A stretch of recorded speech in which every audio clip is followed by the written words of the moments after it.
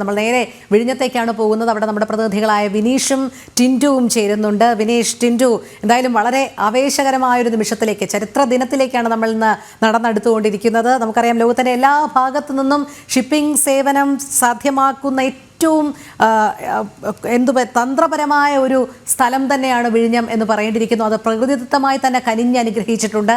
അവിടെയാണ് നമ്മൾ അതിനെല്ലാം നീളുന്ന വികസനം നടത്തിക്കൊണ്ടിരിക്കുന്നത്. എന്തായാലും ഇത് ഭാരതത്തിൻ്റെ വികസന കവാടമാകുമെന്നുള്ള കാര്യത്തിൽ ഒരു സംശയവുമില്ലല്ലോ. ഒരു സമഗ്രമായ ഒരു മാറ്റം പ്രാദേശിക തലത്തിൽ ഉൾപ്പെടെ വലിയ രീതിയിലുള്ള ഒരു വികസന കുതിപ്പിലേക്ക് തന്നെയല്ലേ ഇനി നടന്നെടുക്കാൻ നമ്മൾ പോകുന്നത്? തീർച്ചയായിട്ടും രോഹിണി സൂചിപ്പിച്ചതുപോലെ തന്നെ വലിയൊരു വികസന കുതിപ്പിന്റെ ആകാംക്ഷയിലും ഒരു വലിയ ഉത്സാഹത്തിലുമാണ് ഞാനും ടിൻറ്റുവും ഉള്ളത്. ടിൻറ്റുവിനെ സംബന്ധിച്ചിടത്തോളം ഈ ഒരു പ്രത്യേകിച്ച് വിഴിഞ്ഞം തുറമുഖവുമായി ബന്ധപ്പെട്ട വാർത്തകൾ കൂടുതലും റിപ്പോർട്ട് ചെയ്യുന്നത് ടിൻറ്റു ആണ്. അപ്പോൾ ടിൻറ്റുവിന് ഒരുപക്ഷെ ഈ വിഴിഞ്ഞത്തിൻ്റെ ഓരോ പൾസും കൃത്യമായി തന്നെ മനസ്സിലാക്കുന്ന ഒരു റിപ്പോർട്ടറാണ്. ടിൻറ്റു, നമ്മളെ സംബന്ധിച്ചിടത്തോളം വികസന കുതിപ്പ് എന്ന ഒരു വാക്കിനപ്പുറം പ്രേക്ഷകർ കാണാൻ ആഗ്രഹിക്കുന്നത് ഈ വിഴിഞ്ഞത്ത് എന്താണ് സംഭവിക്കുന്നത്, എങ്ങനെയാണ് ഈ വിഴിഞ്ഞം പോർട്ടിൻ്റെ പ്രവർത്തനം, ഇതൊക്കെയാണ് പ്രേക്ഷകരെ സംബന്ധിച്ചിടത്തോളം ഏറ്റവും വലിയ ചിന്ത. അവർക്ക് എന്താണ് പറഞ്ഞു കൊടുക്കാനുള്ളത്? പ്രത്യേകിച്ച് പ്രധാനമന്ത്രി ഇന്ന് വിഴിഞ്ഞം തുറമുഖം രാജ്യത്തിന് സമർപ്പിക്കുമ്പോൾ വികസനം എന്ന് പറയുന്നത് പൊതുവെ എല്ലാവർക്കും അറിയാം. ഒരു വിഴിഞ്ഞം തുറമുഖം എത്തുന്ന സമയത്ത് ആ തുറമുഖത്തിന്റെ ഭാഗമായി അതിന്റെ അനുബന്ധ പ്രവർത്തനങ്ങളുടെ ഭാഗമായി ഒക്കെ തന്നെ എല്ലാം കൃത്യമായ രീതിയിലുള്ള വികസനങ്ങൾ ഉണ്ടാകും. ഞാൻ നിൽക്കുന്ന ഈ സ്ഥലം പോലും ഒരുപക്ഷെ കഴിഞ്ഞ കുറച്ചു കാലം മുമ്പ് കടലായിരുന്ന സ്ഥലമായിരിക്കും അല്ലേ? ആ കടലായിരുന്ന സ്ഥലത്തെ വികസനം മനസ്സിലാക്കാൻ സാധിക്കുന്നത് 3 കിലോമീറ്റർ കടൽ നികത്തിക്കൊണ്ടാണ് നമ്മുടെ ഈ വിഴിഞ്ഞം പോർട്ടിന്റെ പ്രവർത്തനം ആരംഭിക്കുന്നത്. അതിന്റെ ഒരു വികസന പ്രവർത്തനത്തിന്റെ ഭാഗമായിട്ട് പ്രത്യേകിച്ച് ഈ 20 മീറ്റർ ഉള്ളിലേക്ക് ആഴത്തിലേക്ക് എത്താൻ വേണ്ടിയിട്ടല്ലേ അത്തരത്തിലുള്ള ഒരു പ്രവർത്തനം നടത്തുന്നത്. 20 മീറ്റർ ആഴം എന്ന് പറയുമ്പോൾ പ്രേക്ഷകരെ സംബന്ധിച്ചിടത്തോളം ഇതെന്താണ് അത്തരത്തിലുള്ള ആഴത്തിനുള്ള ആവശ്യകത? അങ്ങനെ ഒരു ചോദ്യം വരും. അതെന്താണ്? അതായത് ഒരു കപ്പല് സമുദ്രനിരപ്പിൽ നിന്നും എത്രത്തോളം താഴ്ന്ന്, അതായത് എത്രത്തോളം സമുദ്രത്തിലേക്ക് താഴാൻ പറ്റും, അതിന്റെ ബോഡി, അതിന്റെ അടിയിൽ വരുന്ന ഭാഗം എത്രത്തോളം സമുദ്രത്തിനകത്തേക്ക് താഴാൻ പറ്റും, അത് അത്രയും താഴുമ്പോഴാണ് ആ കപ്പലിന് ബാലൻസ് ചെയ്ത് നിൽക്കാൻ സാധിക്കുന്നത്. ഒരു കപ്പലിനെ സംബന്ധിച്ചിടത്തോളം 16 മീറ്റർ, ഏതാണ്ട് 16 മീറ്റർ ഡ്രാഫ്റ്റ് ചെയ്യാൻ പറ്റും. ഡ്രാഫ്റ്റ് എന്ന് പറയുന്ന ഒരു ടെക്നിക്കൽ വേർഡാണ്. ഡ്രാഫ്റ്റ് എന്ന് പറയുന്നത് ഒരു കപ്പലിന് ആ തീരത്ത് ഇത്തരത്തിൽ നങ്കൂരമിട്ട് ബെർത്ത് ചെയ്ത് നിൽക്കാൻ കഴിയുന്ന ഒരു ശേഷിയാണ് ഡ്രാഫ്റ്റ് എന്ന് പറയുന്നത്. അത്തരത്തിൽ 16 മീറ്റർ ഡ്രാഫ്റ്റ് നമുക്കിവിടെ സ്വാഭാവികമായിട്ട് ഇവിടെ ഡ്രാഫ്റ്റ് കിട്ടും. നമുക്ക് അതാണ് ആവശ്യം. ഒരു മദർഷിപ്പിനെ സംബന്ധിച്ചിടത്തോളം 16 മീറ്റർ ആഴത്തിൽ നങ്കൂരമിടാൻ സാധിക്കണം. അത്തരത്തിൽ നങ്കൂരമിടാൻ സാധിക്കുക എന്നുള്ള സ്വാഭാവികമായിട്ടുള്ള ആഴം വിഴിഞ്ഞം തുറമുഖത്തിനുണ്ട്. നമ്മളത് തന്നെ ഡ്രഡ്ജ് ചെയ്യേണ്ട ആവശ്യമൊന്നുമില്ല.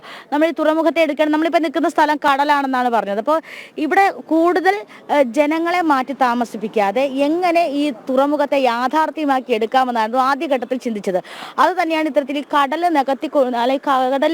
നികത്തിക്കൊണ്ട് അകത്തേക്ക് തുറമുഖം വരിക എന്ന ചിന്ത വരുന്നത്. അതിനുശേഷം വരുന്ന ഈ ബെർത്തിന്റെ നിർമ്മാണമാണ്. ഈ ബെർത്തിന്റെ നിർമ്മാണം വരുമ്പോഴും കൂടുതൽ ജനങ്ങളെയൊന്നും മാറ്റി താമസിപ്പിക്കേണ്ട ആവശ്യം വരുന്നില്ല. അതും കടൽ നികത്തിക്കൊണ്ട് ഏതാണ്ട് 72 ഹെക്ടർ ഭൂമി നികത്തിക്കൊണ്ട് നമുക്ക് ആ രണ്ടാമത്തെ ബെർത്തിന്റെ നിർമ്മാണ പ്രവർത്തനങ്ങൾ പൂർത്തിയാക്കാം. ഇനിയിപ്പോൾ റെയിൽവേയുടെ വരികയാണെങ്കിൽ, റെയിൽവേയുടെ ഭാഗത്തേക്ക് വരികയാണെങ്കിൽ റെയിൽവേ വരുന്ന സമയത്തും കൂടുതൽ ആളുകളെ ഒന്നും മാറ്റി താമസിപ്പിക്കേണ്ട ആവശ്യം വരുന്നില്ല. അത് ഭൂഗർഭ റെയിൽവേ ആയിട്ട് ഇതിനടിയിൽ കൂടി അങ്ങ് പോകും. ആൾക്കാരെ മാറ്റി താമസിപ്പിക്കേണ്ട. അപ്പോൾ കൊങ്കൺ റെയിൽവേ ആണ് ഈ റെയിൽവേ പദ്ധതി ഏറ്റെടുത്ത് നടത്തുന്നത് എന്ന് നമുക്ക് പറയാൻ സാധിക്കും. അപ്പോൾ അത്തരത്തിൽ വലിയ രീതിയിലുള്ളൊരു ദീർഘവീക്ഷണത്തോടു കൂടി വന്നൊരു പദ്ധതിയാണ് വിഴിഞ്ഞം അന്താരാഷ്ട്ര തുറമുഖ പദ്ധതി എന്ന് പറയുന്നത്. തിരുവിതാംകൂർ ദിവാനായിരുന്ന CP രാമസ്വാമിയുടെ കാലത്ത് തന്നെ അങ്ങനത്തെ ഒരു ചിന്ത വന്നിരുന്നുവെങ്കിലും പിന്നീട് ആ തുറമുഖം യാഥാർത്ഥ്യമാകാനൊക്കെ ഒരുപാട് സമയം വേണ്ടി വന്നു. അപ്പോൾ തികച്ചും സാങ്കേതികപരമായിട്ട് മുന്നിൽ നിൽക്കുന്നൊരു പദ്ധതി കൂടിയാണ് വിഴിഞ്ഞം അന്താരാഷ്ട്ര തുറമുഖം. ഈ തുറമുഖത്തിനകത്ത് ജോലി ചെയ്യുന്ന 18ഓളം വരുന്ന സ്ത്രീകൾ, ഈ സ്ത്രീകളാണ് ഭൂരിഭാഗവും ഇതിന്റെ നാവിഗേഷൻ സിസ്റ്റത്തെ കൺട്രോൾ ചെയ്യുന്നത്. അവര് തുറമുഖത്തിന്റെ ഒരു നാരീശക്തിയുടെ പുതിയ ഒരു ചിന്തയാണ് ഇവിടെ ഉണ്ടാകുന്നത് അല്ലേ? തീർച്ചയായിട്ടും അത്ര തന്നെയാണ്. കാരണം അവരെന്ന് പറയുന്നത് ഈ മത്സ്യത്തൊഴിലാളി കുടുംബത്തിൽ നിന്നുള്ളവരാണ്. നമുക്കറിയാം, നേരത്തെ നമ്മൾ സൂചിപ്പിച്ചതുപോലെ സംഘടിതമായിട്ടുള്ള മതശക്തികൾ ചേർന്നുകൊണ്ട് ഇത്തരത്തിലുള്ള തുറമുഖത്തെ ഇല്ലാതാക്കാൻ ശ്രമിക്കുന്ന സമയത്ത് നരേന്ദ്രമോദി സർക്കാരിന്റെ ദീർഘവീക്ഷണമായിരുന്നു സാഗർമാല പദ്ധതിയിലൂടെയും തീരദേശ വികസന പ്രവർത്തനങ്ങളുടെ ഭാഗമായിട്ട് അവിടുത്തെ പെൺകുട്ടികൾക്ക് ജോലി നൽകുക എന്നുള്ളത്. അങ്ങനെയാണ് ഇവിടുന്ന് തിരഞ്ഞെടുക്കപ്പെട്ട ഗ്രാജുവേറ്റ് ആയിട്ടുള്ള പെൺകുട്ടികളെ ലോജിസ്റ്റിക് മാനേജ്മെന്റിൽ, ലോജിസ്റ്റിക് എന്ന പാഠ്യ വിഭാഗം പഠിപ്പിക്കുകയും ഈ സങ്കീർണമായിട്ടുള്ള സാങ്കേതിക വിദ്യയുടെ ഭാഗമാക്കുകയൊക്കെ ചെയ്തത്. അതൊരു സർക്കാരിനെ സംബന്ധിച്ചിടത്തോളം ദീർഘവീക്ഷണമുള്ളൊരു കാര്യമാണ്. അതുകൊണ്ട് തന്നെ അത് ഭൂരിഭാഗവും ഈ CSRന്റെ ഭാഗത്താണ് വരുന്നതെങ്കിലും ഫണ്ട് കൊടുക്കുന്നത് കേന്ദ്ര സർക്കാർ. അതിലേക്കൊക്കെ നമുക്ക് വരാം. ടിൻഡുവിനെ സംബന്ധിച്ചിടത്തോളം ടിൻഡുവിന്റെ അടുത്ത് സംസാരിച്ചു തുടങ്ങിയാൽ കൂടുതലായിട്ട് ടെക്നിക്കൽ കാര്യങ്ങളും ഇതിന്റെ പ്രവർത്തനം, വിഴിഞ്ഞ ഹാർബറിന്റെ ഒരു ഇപ്പോഴത്തെ പ്രവർത്തനങ്ങളൊക്കെ കുറിച്ചാണ് ടിൻഡു പൊതുവെ പറയുക. നമുക്ക് കുറച്ച് ആളുകൾ പ്രധാനമന്ത്രിയെ കാണാനായിട്ട് അങ്ങനെ വലിയ ആകാംക്ഷയോടുകൂടി ആവേശത്തോടുകൂടിയൊക്കെ പോവുകയാണ്. എങ്ങോട്ടാണ് യാത്ര? പ്രധാനമന്ത്രിയെ കാണുകയാണ്. രാജ്യത്തിന്റെ ആ ഒരു പദ്ധതി, ഒരു അഭിമാന പദ്ധതി, വികസനത്തിന്റെ കുതിപ്പ്, കേരളം 2 മടങ്ങ് വികസനത്തിലേക്കൊക്കെ എത്തുകയാണ്. ആ ഒരു പദ്ധതിയുടെ ഭാഗമാവുകയാണ്.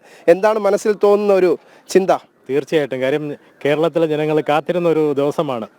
ലോക ഭൂപടത്തിൽ ഭാരതം എത്തിപ്പെടുന്ന, അല്ലെങ്കിൽ കേരളം എത്തിപ്പെടുന്ന ഒരു ദിവസമാണെന്ന് ഞങ്ങൾ എല്ലാവരും അതിലേക്ക് യാത്രയാകുകയാണ്. പ്രധാനമന്ത്രിയെ കാത്തിരിക്കുകയാണ്. പ്രധാനമന്ത്രി കഴിഞ്ഞ ദിവസം രാജ്ഭവനിലെത്തി. അല്പസമയത്തിനകം രാജ്ഭവനിൽ നിന്ന് തിരിച്ച് ഇവിടേക്ക് എത്തും. പക്ഷേ നിലവിൽ നിങ്ങൾ ഈ പരിസരവാസിയാണെങ്കിൽ ഇതിനെക്കുറിച്ചൊക്കെ അറിയാലോ. ഈ പ്രദേശമൊക്കെ എങ്ങനെയൊക്കെ, ഏതൊരു അവസ്ഥയിലായിരുന്നു മുൻകാലങ്ങളിൽ? ഇപ്പോഴുള്ള ഒരു മാറ്റം അതൊക്കെ എങ്ങനെയാണ് മനസ്സിലാക്കുന്നത്? മുൻകാലങ്ങൾ നമുക്ക് എല്ലാവർക്കും അറിയാം. മുൻകാലങ്ങൾ തികച്ചും ഒരു ഗ്രാമപ്രദേശമായിരുന്നു. ഇപ്പോൾ വികസനത്തിൻ്റെ ഒരു കാൽവെപ്പ് ഇവിടെ ആരംഭിക്കുകയാണ്.